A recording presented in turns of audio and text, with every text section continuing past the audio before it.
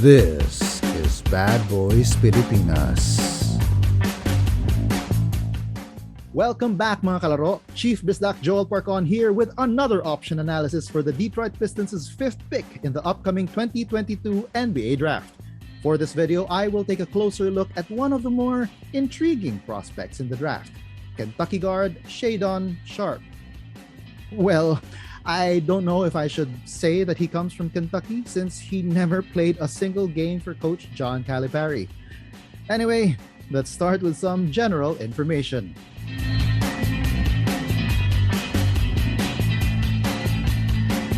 Shaedon Sharpe stands 6'5", weighing 198 pounds with a 7-foot wingspan. He's young, having just turned 19 this past May 30. Now, unfortunately, I couldn't quite find stats from his games in high school.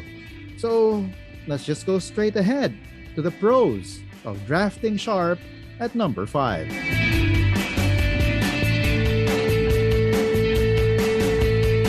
Sharpe's appeal is built mainly around his unearthly hops. Sporting a supposed 49-inch vertical, the kid can jump out of the building. This makes him the ideal recipient of lob passes. He isn't just a lob finisher though. When he gets to drive to the basket, either by driving in himself or cutting back door, he uses the same vert to display his creativity. It's also this same leaping ability that gives him an edge when it comes to rebounding and rim defending. Sharpe also displayed good range from the outside, hitting NBA range shots. I mean, he has range. The kid is following the footsteps of LaMelo Ball, Steph Curry, and Damian Lillard with his logo threes. He can also come off screens to take outside shots. Now, while he has shown the range, he isn't as consistent at it yet. Now, it's this ability to play off the ball, whether it's via his backdoor cuts to the basket or coming off screens to take perimeter shots, that is one of his biggest pros. While everyone is looking for the next hero ball player or ball-dominant player to add to the lineup, sometimes it is the better bet to get the guy who doesn't necessarily need the ball in their hands the entire time to be effective.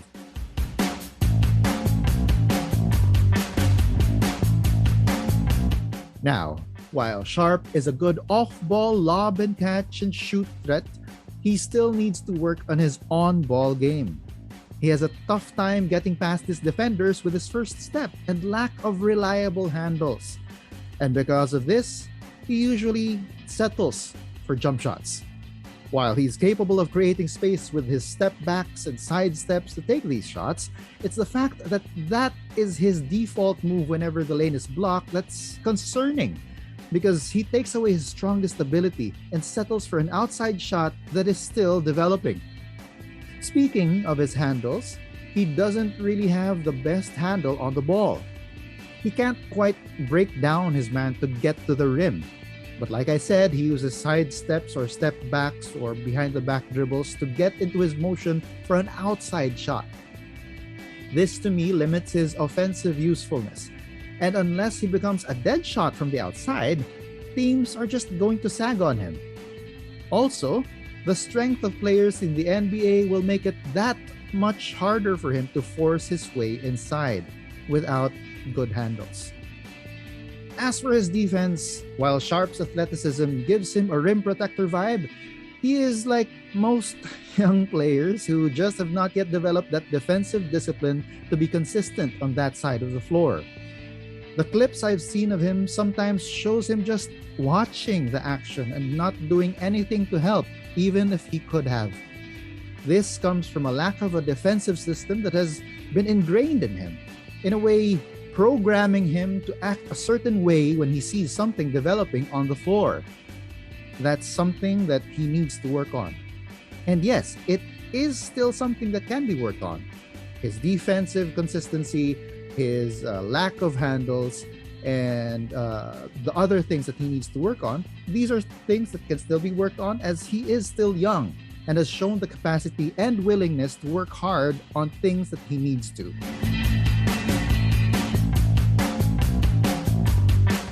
Now, The elephant in the room is definitely the fact that he was not in active competition for a year.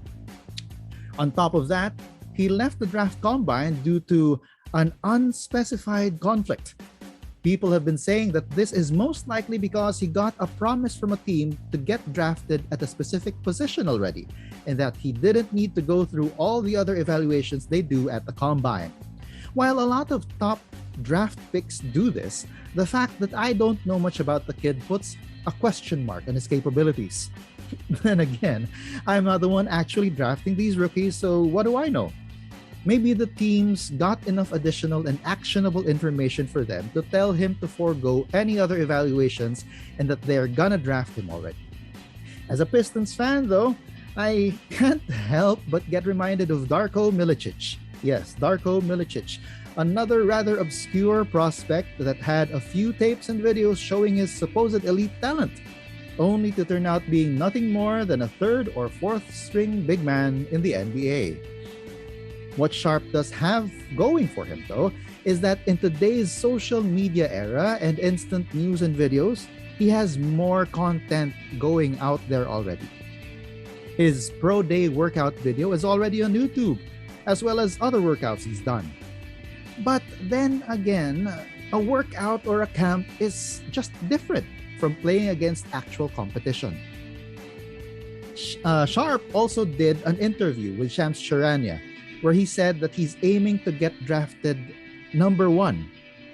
Is that a realistic target? I'm not too sure. All of this leads me to question his personality. He basically ghosted the Kentucky program, telling them that he's going to suit up for them only to let them wait the entire year. And then he declares for the draft, still dangling the possibility of going back to Kentucky while waiting for some assurances from teams that he interviews with. And then, possibly because he got those assurances, he opts to stay in the draft. This tells me that he might be a person who wants to be in an ideal situation wherever he goes. Now, does that fit into the Pistons culture? While he might be the player, is he the person that Weaver wants on the team?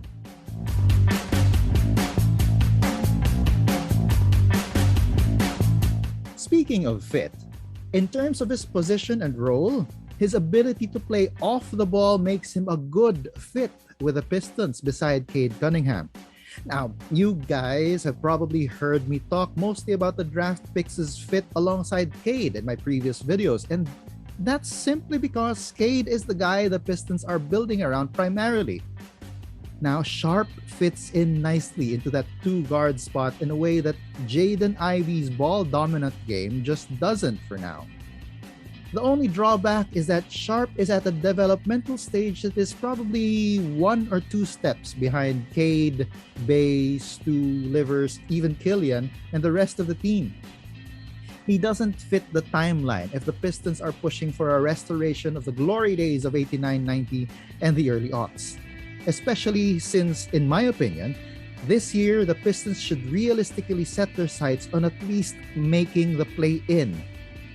They need a rookie who would be able to continue and contribute to that right away, not a prospect who is a year or 2 away from doing so. That is, of course, unless during the 1 year that Sharpe didn't play, he worked on his developmental areas and fortified his strengths. At any rate, it's one thing to work on those things in a lab or a camp, and another to actually keep working on it while facing actual competition, no matter if it's at the college level.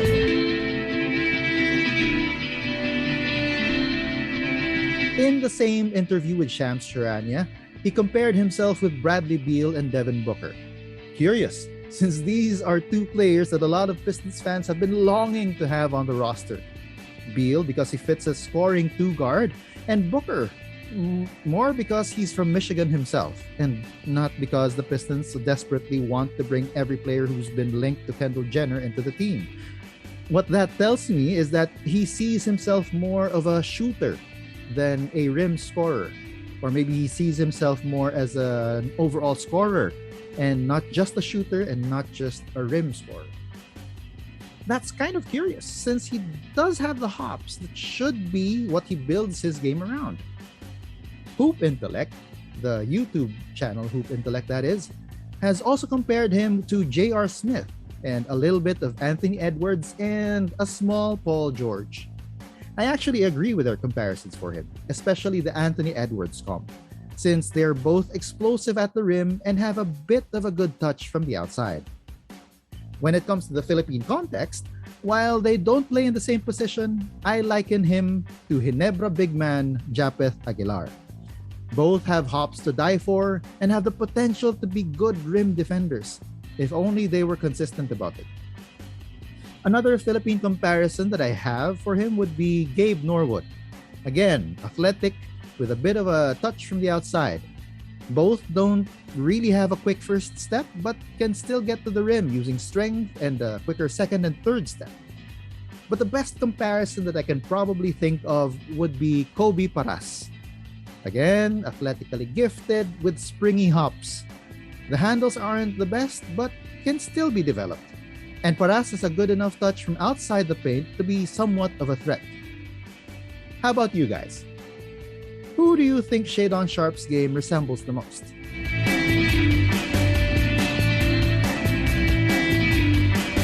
In terms of priority, I place drafting Sharpe one place below getting Jaden Ivey, and that would put him at number 2. It would be the second priority.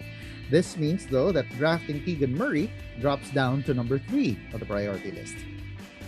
The developmental stage of Sharpe aside, he just fills that positional need better than Murray. And overall, I think he has the higher upside on both ends of the court compared to Murray. What do you think of my assessment? Is Sharpe worth the gamble? Do we pick him up to play alongside Cade? Let me know in the comments down below. I'm actually ramping up my production of videos because I realized that I might not have enough time to cover all the options I want to cover before the draft, which is on June 23, 2022. That's the morning of June 24 here in the Philippines at the Barclays Center. If you liked this video, please do me a favor and click on the like button. And if you want to get notified whenever I come up with more videos, consider subscribing to Laro-Laro lang and hit the bell icon. Laro-Laro lang is a channel with shows that cover local and international sports stories, as well as other games. As always, this has been Chief Bisdak Joel Parcon. Until next time, stay safe. Bye. This is Bad Boys Pilipinas.